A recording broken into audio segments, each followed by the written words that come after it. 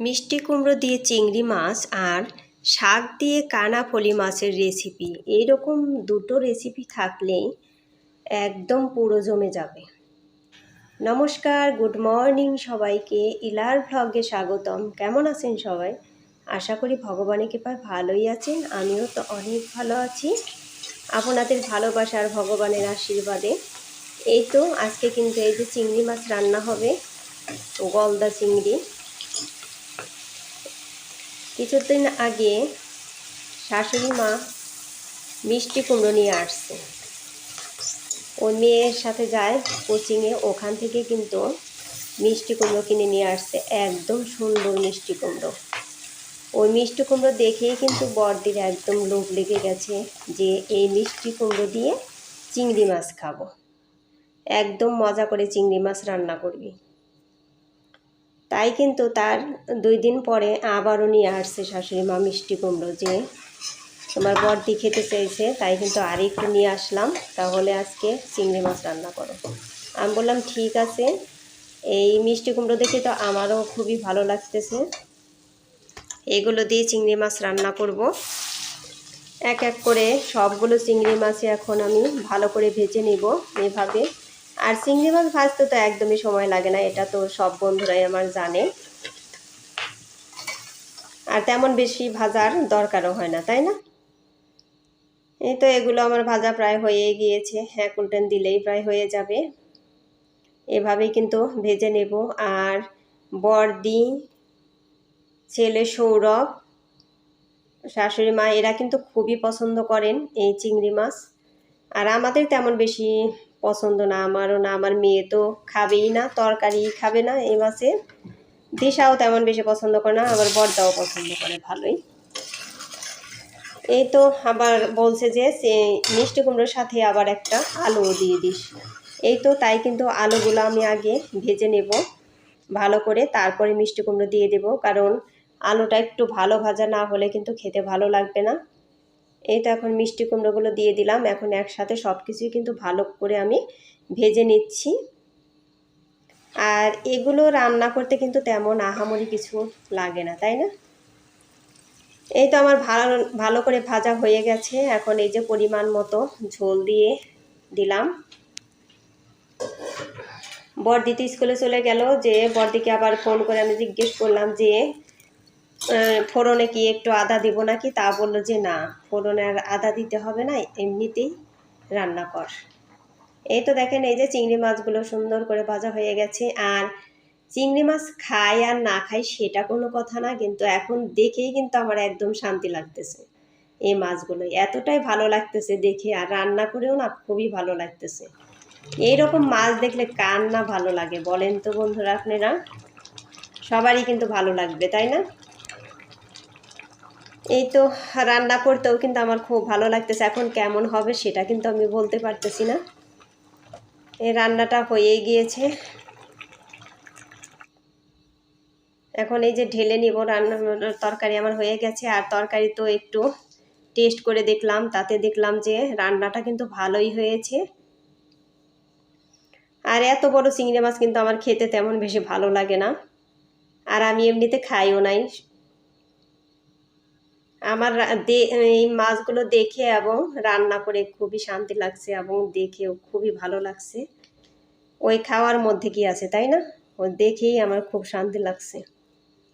এই তো রান্নাগুলো হয়ে গেল। এখন এই যে কানাফলি মাছ। বন্ধুরা আপনারা কি কানাফলি চিনেন? আমাদের এখানে কিন্তু এই যে কানাফলি বলে এইগুলোকে, মানে ছোট ছোট যে ফলি মাছগুলো আছে ওইগুলোকেই কানাফলি বলে। এই যে ছোট ছোট ফলি মাছ এগুলোকেই। আর বন্ধুরা ওই চিংড়ি মাছের রেসিপিটা কেমন হয়েছে আমাকে কমেন্ট করে কিন্তু জানাবে।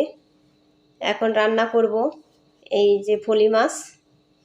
এর আগে ফলি মাছ রান্না করতে গিয়ে, সোমবার দিতে গিয়ে কেমন যেন ঘ্রাণ আসছিল, আমার কিন্তু ভালো লাগে নাই। আর এই তারিখে এই মাছগুলো ভাজতে গিয়ে এত সুন্দর ঘ্রাণ বের হচ্ছিল, তাই আমি বড়দিকে জিজ্ঞেস করলাম, বড়দি এর আগে যে এই ফলি মাছগুলো ভাজতে গিয়ে কেমন যেন গন্ধ বের হচ্ছিল, ওই রকম গন্ধ বের হচ্ছিল কেন, আর খেতেও ভালো লাগে নাই।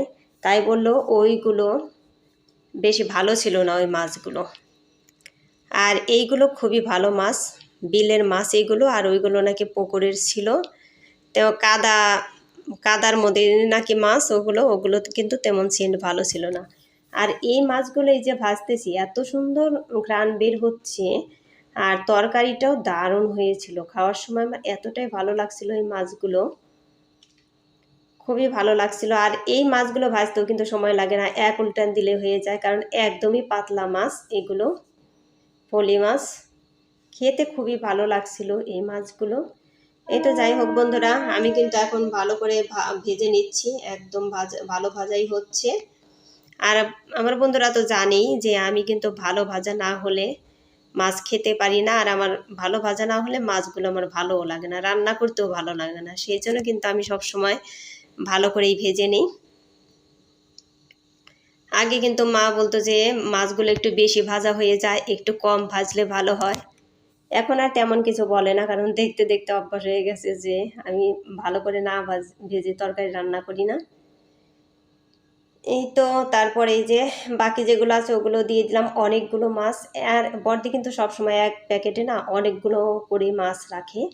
আর আমার পুরনো বন্ধুরা তো জানেই বা দেখেও, আমার কাছে গল্পও শুনেছে অনেক, যে আমাদের বাসায় সবাই অনেকগুলো করে মাছ খেতে ভালোবাসে, সেই জন্য কিন্তু আমাদের প্যাকেটে বেশি করেই মাছ রাখা হয়। এই তো মাছগুলো কিন্তু ভাজা হয়ে গেছে। এখন এই যে শাক দিয়ে রান্না করব বন্ধুরা। শাক কিন্তু শুধু ভাজাই খায় না, তাই না, তরকারিও কিন্তু খাওয়া যায়। আর তরকারি এতটাই মজা হয় তা বলার মতো নয়। যারা এগুলো খেয়ে অভ্যস্ত হয়ে গেছে তাদের কিন্তু এই শাকের তরকারি দেখলে আর কোনো কিছুই ভালো লাগবে না। এই তো এখানে কিন্তু সেঞ্চি শাক, অনেকগুলো সেঞ্চি শাক, আর তার সাথে আছে পালং শাক মিশিয়ে দেওয়া হয়েছে। এগুলো কিন্তু বড়দির বান্ধবী তুলে দিয়েছে, অনেকগুলো শাক দিয়েছে, একদম লকলকে শাকগুলো, দেখেই কিন্তু শান্তি, আর খেতে তো শান্তি। আমরা কিন্তু প্রতিদিনই মোটামুটি শাক খাওয়ার তালেই থাকি। আর শাক খাওয়া তো ভালো, তাই না, শরীরের জন্য, স্বাস্থ্যের জন্য শাক খাওয়া খুবই ভালো। এই তো আমি একটু লবণ দিয়ে কিন্তু ভেজে নিচ্ছি। আর বন্ধুরা, এই তো আমি রাতে ভয়েস দিচ্ছি, ট্রেন যাচ্ছে, ট্রেনের আওয়াজ এসে কিন্তু উঠতে পারে, সবাই একটু ম্যানেজ করে নেবেন, কিছু করার নেই। ওই ট্রেন দেখে দেখে বাদ দিয়ে একবার এদিক থেকে আসে একটা, আবার ওদিক থেকে আসে, এরকমই কিন্তু করে।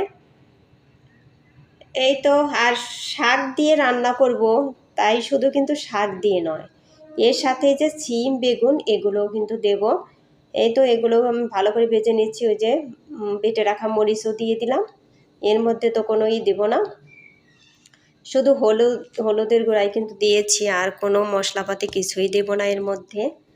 আর এই যে পরিমাণ মতো ঝোল দিয়ে দিচ্ছি। আর এই তরকারির ঝালটা শুধু দেখবেন যে কাঁচামরিচের ঝাল দিলেই ভালো হয়।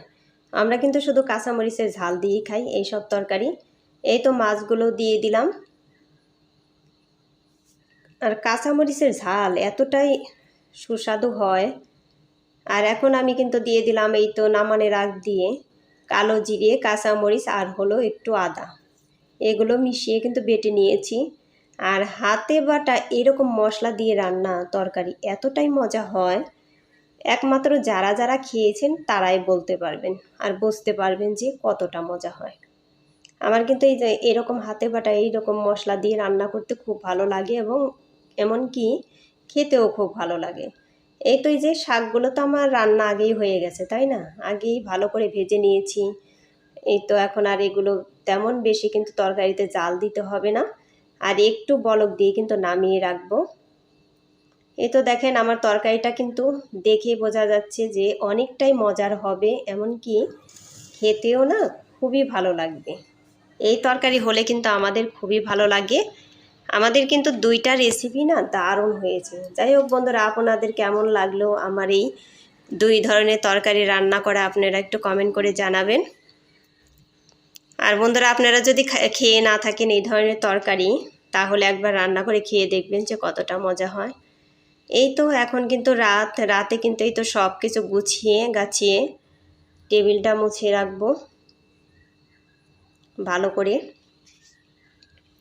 সারাদিনের রান্না বান্না খাওয়া দাওয়া সব কিছুই কিন্তু কমপ্লিট। এখন এই যে 11:30 বাজে রাত, এখন এই যে সব কিছু এখান থেকে কিন্তু পরিষ্কার করে নিয়ে এখন টেবিলটা ভালো করে মুছে রাখবো, তা না হলে তো টেবিলটাও এঁঠো থাকে, কত ময়লা টলা পড়ে, তাই না? খাওয়ার সময় তো অনেক কিছুই এঁঠো ভরে এখানে, সেই জন্য মুছে না রাখলে এর মধ্যে দিয়ে কিন্তু আরশোলা টিকটিকি অনেক কিছুই এসে দৌড়াদৌড়ি করবে বা ওগুলো চেটে চেটে খেয়েও নেবে।